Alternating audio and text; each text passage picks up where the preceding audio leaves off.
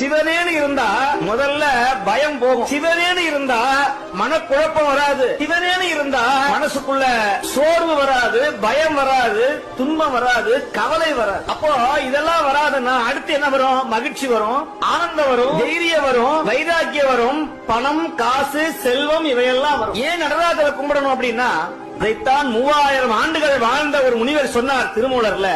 எங்கும் சிதம்பரம், எங்கும் திருநட்டம், எங்கும் திருமேனி என்று சொன்ன. முதல்ல யாரை வணங்கணும்? சிவபெருமானை தவிர வேற யாரை வணங்க வேண்டிய அவசியம் இல்ல. இப்ப நிறைய பேர் எல்லாரும் வேற எங்கேயோ போறாங்க.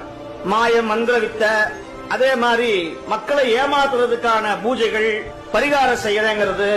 உடனே நாங்க காசியில இருந்து வந்திருக்கிறோம், இமயமேல இருந்து வந்திருக்கிறோம், இந்த மாலையை போடுங்க, அந்த மாலையை போடுங்க அப்படின்னு சொல்லி மக்களை அவங்களை செயல்பட விட முடியாம யார்ட்டையாவது போய் சொல்லி ஏதாவது நல்லது செய்வாரான்னு போனா அங்க மாட்டிக்கிறோம்.